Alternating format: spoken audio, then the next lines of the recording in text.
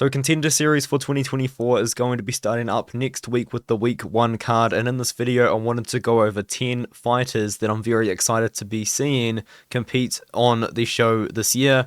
I have already gone over 10 fights that I think were going to be guaranteed bangers for the year, and 2 of those fights did just unfortunately get cancelled, but we do have replacement opponents for that, so that is not too bad news, I guess. So in this one here, I wanted to go over 10 fighters that I'm very excited to see, and that could be for various reasons, like maybe they've looked dominant in the past, maybe they've been on the Contender Series before, maybe they hold a very important win over somebody, and if you guys know what I'm talking about, you know what I mean.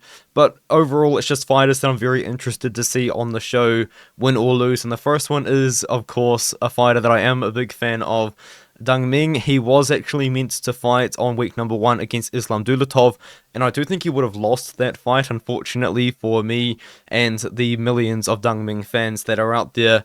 But instead, he does have a different fight coming up now at week number 1 still, so you will be able to see him compete next Tuesday. But the reason why I am such a big fan of him is because he is a very talented kickboxer. He fights all of the time, fighting 4 to 5 times per year, and he gets a lot of finishes. He does hold good wins as well, but for the most part, what I do like about him is the fact that he fights so often, and you don't usually see a 29-year-old with 42 professional MMA fights.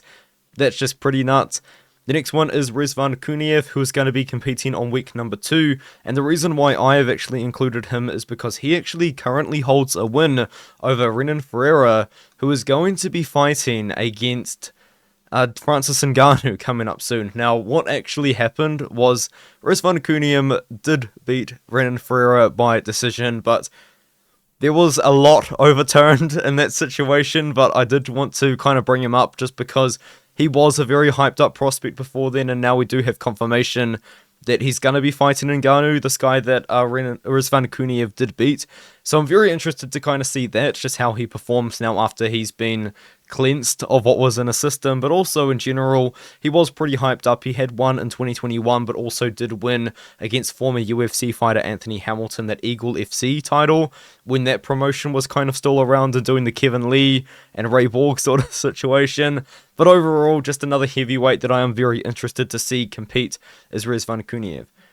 The next one is Torres Finney, who went somewhat viral for posting on his Instagram him, and he is just jacked. He's built like no one else, man. He's a 5'8" middleweight. He's absolutely massive for being a 5'8" middleweight, and he's a very, very talented wrestler, and he also went somewhat viral as well by getting a brutal knockout win in his last fight against Tyson Jeffries.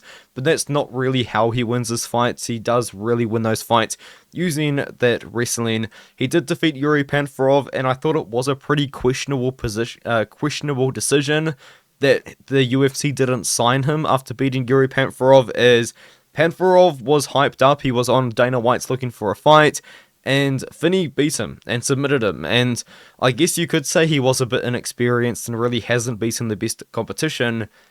You can still see that there is genuine talent there, and I do think that Torres Finney, being a 25-year-old middleweight, definitely could go pretty far using that skill set and that size that he does have for the weight class. The next one is Austin Bashi. Now, I do understand that he has a pretty tough test up against him in Tommy McMillan, and I did actually talk about him in the last video in the fight, but I did just want to bring up Austin Bashi because he probably is one of the best American prospects right now, if not the best. He has beaten very, very good opponents throughout his entire career. I do rate a win over Pipe Vargas highly, well, more high than most people probably would, because Pipe Vargas has fought very good opponents, and he has beaten Askar as well, who is a guy that has given some guys on the regional scene some trouble before, and aside from the very short notice replacement opponents recently, he has beaten very good competition over his entire career. He's only 22 years old, 12-0 as a professional, and I do find it interesting that he's now moving up to featherweight. I do think he probably would look better at bantamweight, but I'm going to be interested to see how he does look against McMillan, who is a very big featherweight. But nonetheless, definitely a guy to keep your eye out for is Austin Bashi. Now I have Yusri Belgari. Well, Yusri Belgari we probably both can agree that he did not have a very good performance on the Contender Series last year, but it has actually come out that he was sick for that, so I guess maybe you could make a little bit of an excuse for him there, and that is actually why Marco Tullio wasn't signed to the Contender Series, was because although Marco Tullio did win, he didn't look that great doing it. It wasn't a fun fight, and also just the fact that he still didn't really get to finish a sick and very compromised Yujiro Balgari, and the UFC knew that, which is why he didn't actually get the contract. But since then, Yujiro Balgari has won 2 fights in a row. I do kind of highlight him mostly, though not really because of his MMA career. It is because of his professional kickboxing career. This is a guy that has been fighting for Glory Kickboxing for a long time, fought Israel Adesanya a couple of times, has a win over Alex Pereira, and then a couple of losses to Alex Pereira.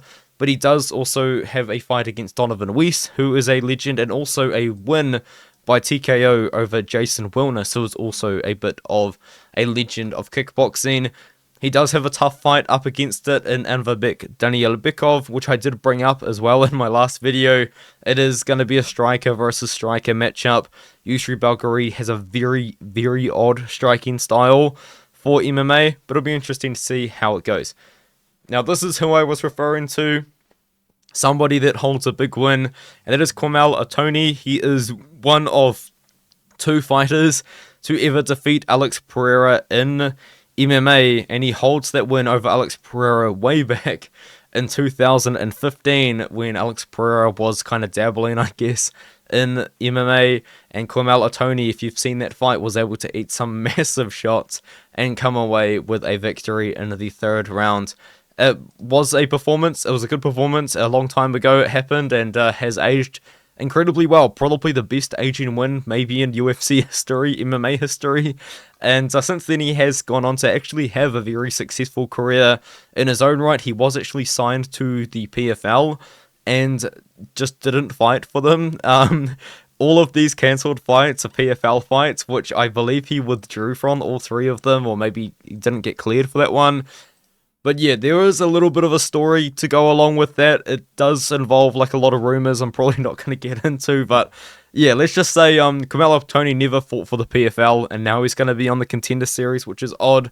But yeah, he hasn't also fought since 2022, so it's going to be interesting to see how he looks against the young up-and-coming, pretty hungry prospect as well in Cody Steele, who I think actually in his last fight had the best performance of his career against Alejandro Martinez. It's going to be an interesting fight. It's going to be very interesting to see how Cormel Atoni looks, especially down at lightweight now when he has fought at 170 pounds, I believe, for most of his career.